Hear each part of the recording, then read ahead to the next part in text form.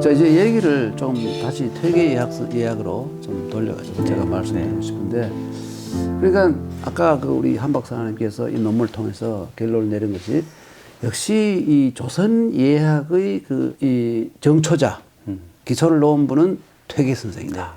네. 이건 뭐 퇴계 선생이 가끔 가다가 스스로 뭐 의례라든지 주례라는 데 대해서 자기는 뭐 크게 공부가 없다고 말씀하지만 한 박사께서 연구를 해가지고 그게 아니라 의례 주례에 있어서도 도저한 공부를 하고 계셨다. 네.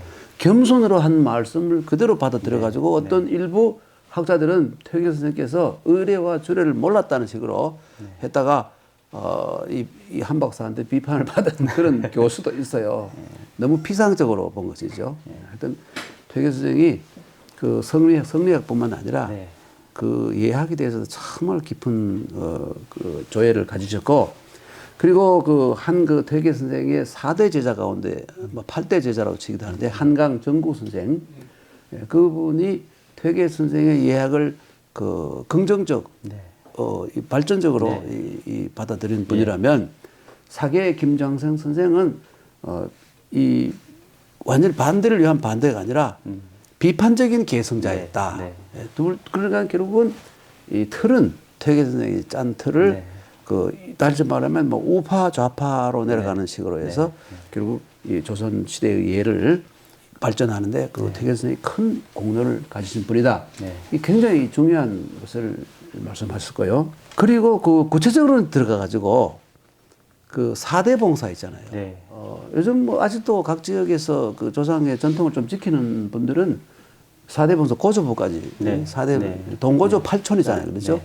그래서 지내는데 그 사실 그 조선시대 그 경국대전에 보면 아니잖아요. 4대 봉사가. 그러니까 그 6품 이상입니까? 6품 이상은 3대, 7품 이하는 2대 이렇게 돼 있잖아요. 그런데 그게 일종의 경국대전이 헌법인데 헌법에 있음에도 불구하고 그 주자의 이제 저 가래에 보면 4대 봉사, 그 4대 봉사를 저도 교수님 논문을 통해 박사님 논문을 통해서 알았습니다만은 그 정의부터 특별히 강조했고 주자는 그걸 받아들인 거였는데, 그러니까 복이 있기 때문에. 네, 맞습니다. 그분이 돌아가시면 상복이 있기 때문에 상복이 있는 분은 제사를 지내야 된다. 그런 의미를 가지잖아요. 그런데 퇴계 선생님께서 그러니까 경국대전과 실제 이 주자 이 가래 모순점을 퇴계 선생은 어떻게 하셨죠? 이제 퇴계 선생 예학을 보면 이제 항상 주례, 의례 얘기하는 그 고례, 삼례서 고례와 이제 그 이후에 성리학 단계에서 만들어진 사마광의 사이라든가 주자 가래 이런 이제 그 예들이 있는데 그 예서들 속에 수록이 되어 있는 예들은 우리가 이제 참고를 할 수가 있고 명시가 되어 있으니까 정례라고 이제 하는데요. 근데 인간사에서 수많은 변수들이 생기기 때문에 그 예서들이 다 포함하지 못하는 예들이 이제 있습니다. 그러면 이제 그런 걸 이제 별예라고 이제 하는데 그 별예들을 이제 어떻게 대처해야 하는가를 논의할 때 퇴계 선생은 끊임없이 그 예서에 어떤 근거들을 찾아서 거기서 실마리를 찾으려고 해요. 그리고 이제 또 하나 퇴계 선생이 중요하게 생각한 그 근거가 뭐냐면 시왕례입니다. 그러니까 왕의 이름으로 제정된 예들이 있습니다. 뭐 대당 개원예라든가 대명집례라든가 대명회전, 그다음에 우리나라 같으면 국조올해의 경국대전 뭐 이제 그런 것들이죠. 이제 그런 것들에서 뭐라고 제시가 되어 있는지를 참고를 이제 하게 되는데 이 둘이 같은 얘기를 하면 이게 제일 좋은 겁니다. 예서와 시왕례가. 그런데 이 둘이 모순이 될 때가 있습니다. 그러니까 지금 선생님 말씀하신 4대 봉사 같은 게 그런 거죠. 주자 가래에는 4대 봉사를 하라고 돼 있는데 이제 우리나라에서 만든 예전에는 3대 봉사까지만 허용을 하고 있으니까 여기 이제 충돌을 하면 이때는 어떤 거를 따르라고 이렇게 하나만을 선택해 주지 못해요. 퇴계 선생이. 그렇지만 퇴계 선생이 4대 봉사 같은 경우에는 뭐라고 하냐면 우리나라 예법에 그렇게 돼 있으니까 그것을 따르되 효성이 지극하고 예를 좋아하는 사람이 이거를 하려고 하면 이걸 막을 수는 없다. 그게 선현의 예가 있기 때문이다. 그래요. 이제 그러는데 이제 그때 그러면서 이제 4대 봉사를 은근히 권장하는 듯한 뉘앙스를 이제 남기죠. 그러면 이런 점도 있죠. 태계 선생이 제자에게 주고받은 말에 보면 그 뭐 사실은 4대 봉사가 국가에서 정한 건 아니지만 우리가 또 4대 봉사를 하니까 국가에서도 은근히 눈을 감아주니 이 안이 아름다운가. 네, 네, 아름답다고 하죠. 그러니까 뭐 네. 해도 좋다 이렇게 예. 권장을 하고 계시더군요. 이제 그런데 이제 그러면 주자는 왜 4대 봉사를 허락했을까 하는 걸 또 연구를 하죠. 그렇지. 그런데 이제 어떤 근거들을 찾아내냐면 예전에는 뭐 천자, 칠묘, 제후, 오묘 그렇지, 뭐 이렇게 그렇지. 하지 않습니까? 근데 그럴 때 묘라는 게 건물 독채 한 채씩이 맞아요. 있기 때문에 경비가 엄청 들죠. 네, 그러니까 이제 4대 봉사를 하면 건물을 4채를 사당을 지어야 맞아, 되는데 맞아. 그때는 그게 불가능하다. 일반 그 뭐 고위직이라도.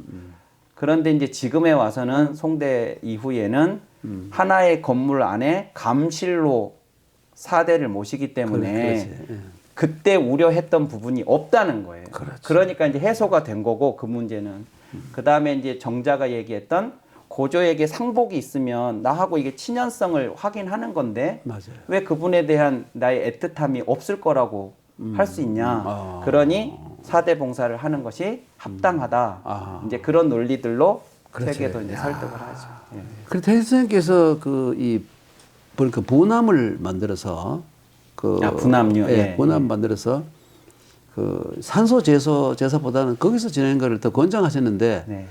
그게 왜 안 되고 지금은 다 아직도 이 영남 지역에 가도 그렇고 다 이 묘제를 그렇게 중요시 하는 거예요. 그거 왜 그럴까요? 그러니까 이제 묘제를 지낼 때에 막 이곳 저곳이 산재해 있으니까 묘소들이 불묘들이 산재해 계시니까 이제 그때 사람도 지치고 음식도 상하고 하는 문제들이 묘제에는 있어서 이제 그런 현실적인 문제도 있지만 퇴계 선생의 문제 의식은 그거였던 것 같습니다. 부모님이 돌아가시면 여묘를 해서 그 묘를 옆에서 3년 동안 지키면서 상을 치르는 그런 여묘가 우리나라에서는 되게 권장이 됐거든요. 저는 뭐 한박사도 하실 것 같은데. 저는 못했습니다. 근데 퇴계 선생은 여묘에 대해서 대단히 반대하거든요. 반대하셨구나. 예, 반대를 하시고 이제 장례를 치르면 평토가 되면 이제 신주를 만드는데 그렇지. 신주를 만들면 신주를 모시고 상주는 바로 집으로 돌아와서 그 당에 마련된 괴연, 그러니까 신위 거기에 마련된 곳에 신주를 모시고 거기서 3년상을 치러야 된다고 해요. 근데 이제 이게 왜 그러냐면 묘를 지키고자 하는 것은 뭐냐면 묘 안에 계신 분이 내 부모님이라고 생각이 들기 때문에 묘 옆에 있는 거거든요, 자식들이.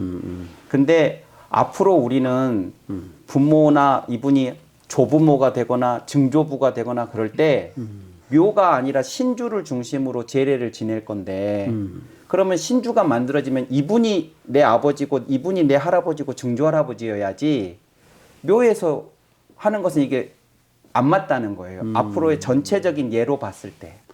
그럼 요즘 묘사를 잘 안 하고 게으른 사람한테는 상당히 좋은 구실이 생겼겠네요. 그게 이제 그렇죠? 게으르러서 게으르라고 그런 건 아니겠지만 하여튼 그래서 신혼하고 체백의 문제 때문에 이제 장례를 치르기 이전에 관에 계실 때까지만 여기가 부모님이지만 일단 땅에 묻히고 나면 신혼 중심으로 그러니까 홀령 중심으로 가야 이게 예에 맞다. 이게 감정적으로는 이 부모님 육신이 내 부모라고 느껴지겠지만 그것을 단절해야 한다는 단절해야 된다. 예, 차원에서도 이제 묘제를 반대하는 이유도 그런 아까 뭐 음식이 상한다든가 그런 현실적 문제도 있지만 묘가 저기가 우리 할아버지다 이게 아니고 요 사당에 계시는 신주가 그런데 한 박사, 그 신주에 제주를 한다고 해서 네. 신이 오시는 게 아니고 네. 자손들이 네. 특히 주사손 종손이 예. 그 경건한 마음으로 이렇게 신주에 정말 강한 염원을 해야 거기에 신이 붙어서 요즘 말로 효력을 빨리 한다. 예. 이런 말씀도 하셨던 것 같아요. 네. 신주를 처음 이제 그 묘 옆에서 제주를 하는 거죠. 제주를 할 때 그때 이제 글씨 잘 쓴 사람이 신주를 쓰면 그 신주를 만들고 축이 축문을 읽는데 이 돌아가신 분에게 이제 그 채백은 이제 땅에 묻혔으니 그렇지. 저 호공을 방황하지 마시고 여기 이거 오십시오라고 간곡하게 이제 하는 그 축문이 있는데 이제 우리나라 퇴계 당시에 그때 그 문제를 놓고 그게 이제 가래에 그 축문이 있는데 그 축문을 다 읽은 다음에 품속에 품는다. 회지라는 말이 있습니다. 그 회지를 품을 회자. 예. 그것을 갈지자 그것을 품는다 할 때 그것이 뭐냐를 놓고 논쟁이 있었습니다. 그 당시에. 퇴계 선생은 그걸 신주라고 봤습니다. 아, 신주. 다른 사람들은 대부분 그걸 축문이라고 봤습니다. 아, 그 차이가 있구나. 예, 축문을 품에 품는다라고 했는데 퇴계 선생은 그걸 축이 신주를 품는 거다. 그래서 신주를 품는 이유가 방금 그렇게 말씀을 드리고 신이 여기에 깃드는 동안 축이 그걸 고했으니까 그걸 이렇게 품에 품음으로써 그 순간을 표현하는 거라는 거예요. 그래서 이제 요걸 되게 신성시한 이제 그런 의미가 있는 거죠. 그게 이제 대부분의 학자들이 그것에 대해서 문제가 있다고 그 이후에 퇴계 학파에서도 이제 문제 제기가 있었는데 퇴계는 그렇게 봤습니다. 그러니까 이제 그 과정에서 신혼이 회지할 때 지자가 지시대명사가 신주다 이렇게 보셨구나. 그러네요. 그래서 그렇게 해서 이제 가는 거니까 그 이후에는 이제 그 신주를 중심으로 이제 선생님 말씀하신 것처럼 이제 경건하게 이제 그렇게 이제 할 거라고 가정하고 이제 그렇게 하신 거죠. 그럼 이 대목에서 많은 사람들이 그 유학에 있어서의 퇴계나 율곡이나 주자나 이런 분들의 그 내세관은 어떻게 했는지 이것도 궁금한데 조금 멘트 하나 해주시면 좋겠네. 내세관은 그렇게 모르겠습니다. 저도 그건 이제 선생님이 더 잘 아실 텐데요. 근데 이제 그게 일반적인 통념에 의하면 그 기가 점점 소멸해 가는 건데 그렇죠. 그게 이제 대부분 사람들이 한 4대 정도면 4대가 지나가면 그게 이제 완전히 이 소멸이 되는 걸로 그래서 4대 봉사까지만 이제 얘기를 하는 걸로 그렇게 보고 이제 근데 사람도 똑같은 것이 아니고 저 하늘의 별의 크기가 다르듯이 사람의 영도 그게 다 달라서 우리가 이제 불천이를 인정하는 이유는 그분이 살아생전에 당신이 살았던 세상에 큰 공덕을 은혜를 입힌 분이면 그만큼 이제 그 영이 커서 그거는 영원히 가도 사라지지 않는다. 그러니까 이제 공자님 같은 분도 지금도 제사를 지내는 이유가 여전히 그분은 이제 그게 살아 있다고 보는 것 같습니다. 그래서 이제 살아서의 그 크기가 죽어서 그분이 얼마만큼 영속할 것인가에 대한 것도 비례해서 이렇게 생각했던 그럼 유학에서는 후세 사람들이 진심으로 존경하고 기억해주면 산 분이랑 마찬가지예요. 네. 그래서 기억을 하는 거라고 생각하는 것 같아요. 그게 완전히 죽어 없어지는 거는 모든 사람의 기억에서 사라져버리는 거죠. 네. 그래서 이제 왜 그냥 일반 문명의 사람들은 초목동부라고 하는 말도 초목동부라. 초목하고 그냥 같이 썩어서 없어지면 뭐 이 존재감 자체가 없어지는 거니까. 그러네. 그리고 또 이건 뭐 제가 어디서 보니까 학봉 선생 있잖아요. 네. 여론이 한 10년 가까이 퇴계선생을 지근 거리에서 모시면서 많은 대화를 나누는데 그 예에 대해서 다루는 게 제일 많아요. 예. 거기에 비하면 예학의 후계자라고 인정받고 있는 한강정구 선생은 짧았고 아마 다른 이 기록이나 이런 걸 보고 하실 거고 실제로 퇴계 선생과 해탈을 접하면서 그 예학을 전수받은 분은 학봉 선생이어서 많은 기록을 남겼는데 거기에 보니까 이런 데 있더군요.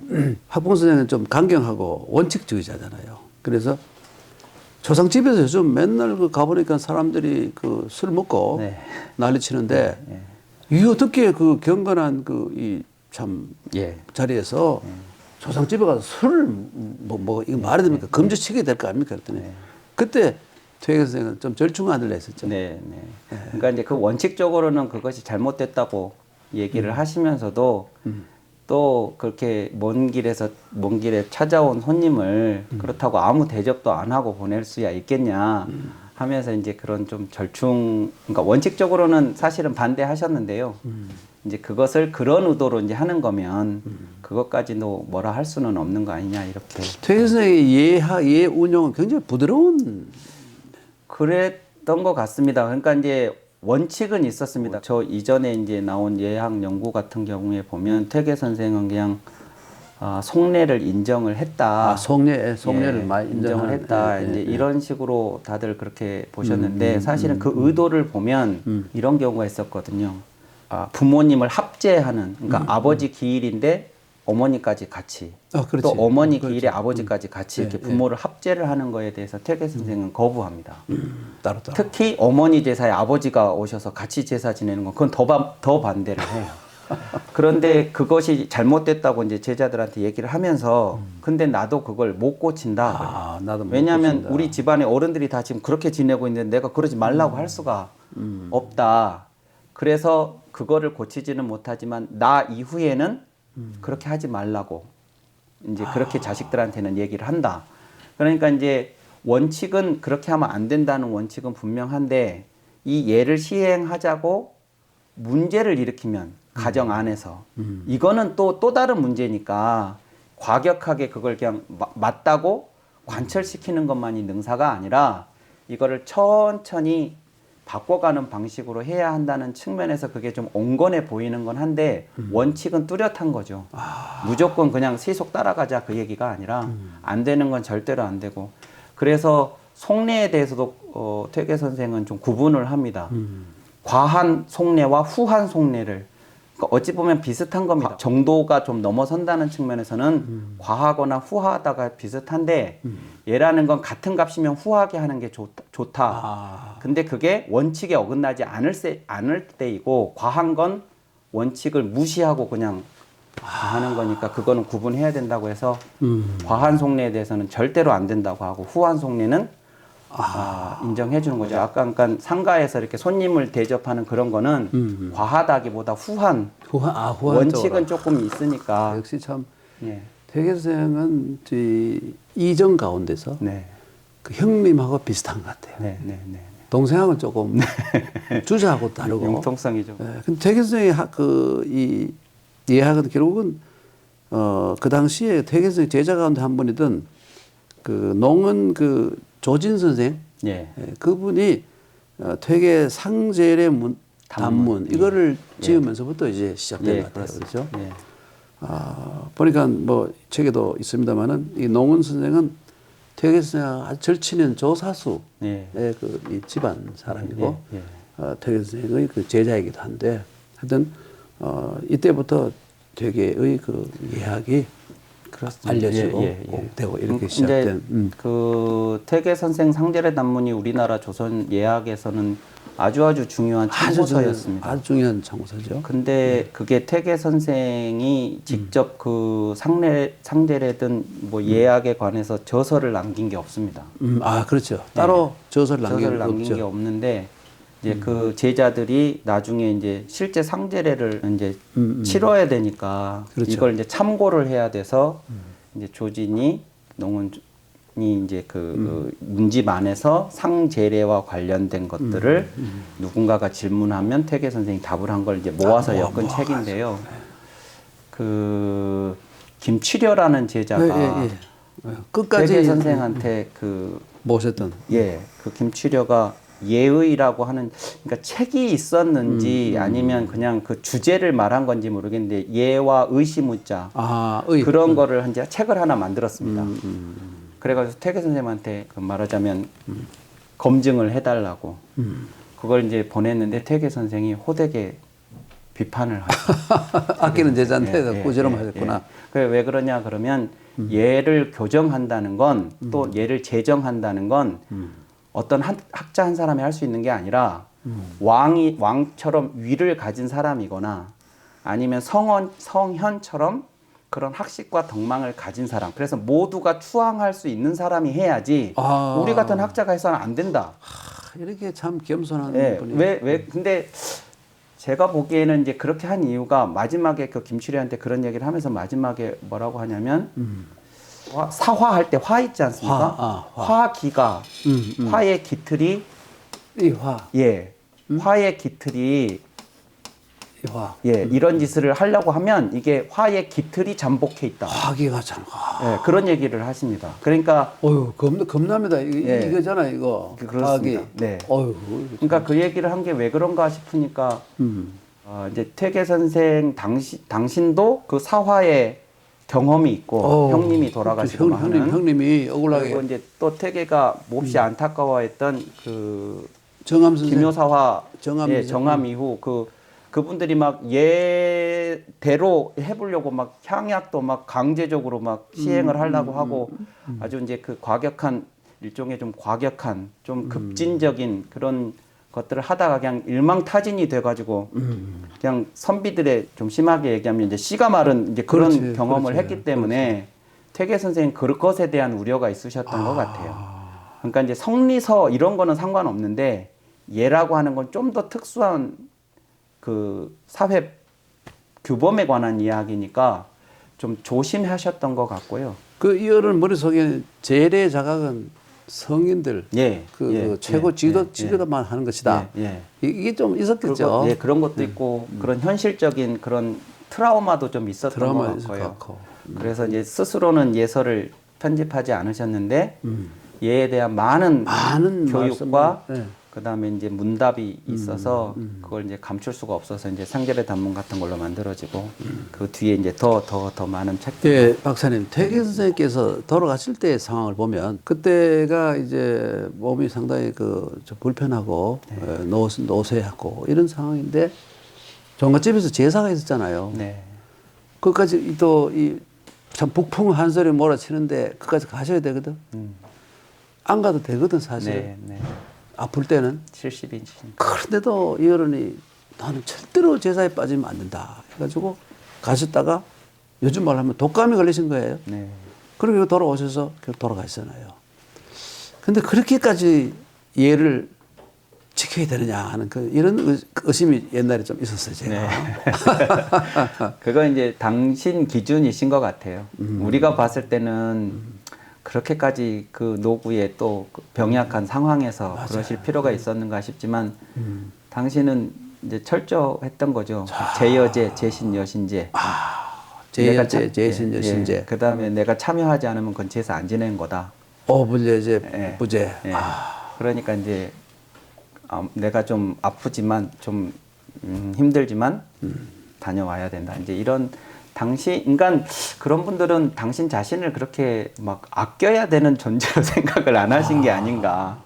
참, 내가 뭐라고 거기를 안 가. 뭐 이런 생각 아니셨어요? 그게 예의군요, 예. 네. 참 어려운 일입니다.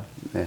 그러니까 제가 어디서 읽었는데 예라는 게 자기 희생이라는 그 전제가 없으면 예라는 건 실천될 수가 없다. 남에 대한 배려도 그렇고 그 제사도 그렇고 다 마찬가지로 내가 내 생각하면서 예를 지킬 수는 자기 자신의 이익이 이익과 배치되는 공적인 정의 그게 지금 무시되는 이 사회에서는 예가 점점 더 어려워지겠네요. 어떻게 하면 좋습니까? 그러게요. 그래도 오늘 이 귀중한 퇴계 선생의 예 그리고 그 현대의 그 예를 어떻게 적용하느냐 이거 중요한 문제인데 그래도 우리 예 전문가이신 한 박사가 한 말씀 해주셔야지. 요즘에 이제 명절 되면 명절 증후군에서 차례라든가 이런 또 제사 이런 것들에 대한 이제 사회적인 그 문제들이 많이 언급되고 그러는데요. 제가 이제 젊은 학부모님들을 만나면 그런 얘기를 합니다. 학부모님들은 지금 우리야 제사를 지내지만 뭐 한 10년, 20년 지나면 지금 아이들은 안 지낼 거라고. 대부분 그래. 다 그렇게 얘기하시죠? 그래요, 제가. 그런데 이제 아까 제가 그 한복 얘기를 이제 그때 했습니다. 당신들은 한복 입고 유럽 여행 가라고 그러면 못 가시겠죠? 근데 이 아이들은 갑니다. 맞아. 그러니까 이 아이들이 어떻게 바뀔지 여러분은 몰라요. 그러니까 그건 여러분 생각이지 이 아이들의 생각이 아닙니다. 이제 제사 지낸 집안도 많지 않습니다만 제사를 지낸다 그러면 엄마 아빠 갔다 올 테니까 너는 집에서 공부나 하고 있어. 이렇게 하고 참여 자체를 차단을 하는 거다 당신들이. 그러니까 이거를 얘들이 봐야 되고 나중에 얘들이 지내고 안 지내고는 얘들이 선택할 문제인데 당신들이 이거 차단을 하면 안 된다. 이럴 때 제가 한마디 해야 되는 것이 옳소. 그래서 참여를 시켜서 보게 하고 왜 그러냐 그러면 얘들이라고 부모가 돌아가신 후에 부모에 대한 그리움이 없겠습니까? 부모가 돌아가신 날 뭔가 하고 싶을 거예요. 근데 뭘 해야 될지를 몰라요. 왜? 참여해 본 적이 없으니까. 그러면 서양에서 어떻게 하는지 또 찾을 겁니다. 서양에서 하는 방식대로 뭘 할 거예요. 왜 그래야 되냐 이거예요. 맞아요. 우리의 방식이 있는데. 그러니까 이게 꼭 제사상의 문제가 아니라 이 문화, 이것이 이제 제사상이 어떻게 좀 그 변모를 할 건지는 어차피 그건 변화해 왔던 거니까 뭐 공자님 때부터 그렇게 막 조율리시 그렇죠. 막 좌포우에 뭐 이렇게 한 거 아니니까. 없었죠. 그러니까 이제 그 형식들은 우리가 이제 다시 논의를 하더라도 이 제사라고 하는 문화가 우리 안에 어차피 있었던 것이니까 부모님을 추모하고 싶다면 이런 방식으로 해봐라라는 것을 아이들한테 전해줄 필요가 있겠고 제사가 원래 시작이 그렇게 된 거니까. 그러니까 차례라는 것도 뭐 상을 어떻게 차리냐가 중요한 게 아니라 작년에 우리 아버지 계실 때 우리 아버님 드시라고 떡국 올리고 세배하고 우리도 떡국 먹고 그랬는데 돌아가신다고 없는 셈 치고 그냥 우리끼리만 떡국 먹자가 아니라 아버님에게도 떡국 하나 똑같이 차려드리고 그 앞에 절 올리고 우리 떡국 먹자. 올해는 설 안 지내는 거 아니니까 떡국 안 먹는 거 아니니까 그게 차례면 그 의미를 살리는 게 중요하지. 뭐 그냥 뭐 그 제사상을 어떻게 간편하게 한다 그 문제가 아니라 사람들한테 왜 차례를 지내야 되고 왜 제사가 중요한지를 설명을 할 필요가 있고 형식은 그 다음에 이제 손을 대도 된다. 근데 의미에 대한 설명 없이 그냥 형식만 간소하게 하는 방식이 마치 현대화인 것처럼 하는 것은 그거는 뭔가 좀 많이 빠져 있는 개선이다 이렇게 저는 생각합니다. 정말 중요한 말씀하셨습니다. 오늘 제가요 이 한 박사님께 예에 대해서만 많이 얘기했지만 사실 우리 한 박사는 퇴계 선생의 성리학에 대해서도 깊은 그 참 온오한 연구를 하셔가지고 나름대로의 독특한 견해도 많이 있고 이래요. 그래서 아까 처음에 얘기 중에 제가 그 리동과 리현 문제 꼭 한번 여쭤보고 싶었는데 리동 리현에 대해서 리동을 그 존재의 확인을 하셨고. 네. 리현을 그 실현이라고 하셨는데 좀 설명을. 그게 이제 사실 짧게 설명하기가 쉽지 않은데요. 쉽지 않지. 이제 퇴계 선생님의 철학적 특징을 이제 철학계에서는 주리 철학이라고 이제 얘기를 하면서 그 대표적인 게 리동, 리발, 리도 이렇게 이제 세 가지로 이야기를 하는데 리동이라고 하는 것은 성리학이 유학을 형이상학 적으로 이제 설명을 하면서 이제 태초에 태극이 동해서 음양이 나오고 그 다음에 이제 성학식도 그 태극 도설에 나오듯이 이제 그렇게 되는 건데 그 태극이 동한다를 리가 동하는 거라고 해서 우리 존재가 기로만 이루어진 존재가 아니라 그렇지. 리라고 하는 것이 선제해서 그것이 이제 우리 존재의 핵심이다는 얘기를 하고 싶은 거라면 리현은 실제 우리가 살아가면서 그 리가 내 삶에 발현되도록 하는 것이다. 그래서 그 리동부터 리현까지가 일관되게 퇴계 선생님의 철학 안에는 이렇게 관통돼 있다 하고 이제 그 리현의 그 구체적인 내용을 이제 중용에 나오는 그 발이개 중절 그렇지. 이제 그런 것들로 설명을 했습니다. 굉장히 중요한 그리고 이것만 해도 한 1시간 이상은 이 얘기를 들으면 우리가 속이 시원해질 것 같은데 또 다음에 또 이 퇴계 TV가 유지가 되면 한번 그 이 리동과 리현에 관한 문제로 한번 모실 필요 있겠습니다. 예. 그리고 끝으로 참 이 퇴계 선생의 예학 사상 그래서 참 이 중요한 책입니다. 아까 말씀드렸다시피 그 15년 공부한 그 핵심이 여기 엑기스가 다 모여 있고 또 퇴계 예학을 하는 데 있어서 아주 강고한 프레임을 짠 거라고 해도 과언이 아닐 정도의 참 중요한 책이어서 퇴계 TV를 보시는 분 그리고 퇴계 사상에 관심이 있는 분들은 이 책을 꼭 좀 참고해 주시길 바랍니다. 예. 오늘 귀한 말씀을 많이 주셔서 감사합니다. 한 박사님. 감사합니다. 고맙습니다. 네, 선생님 감사합니다. 예.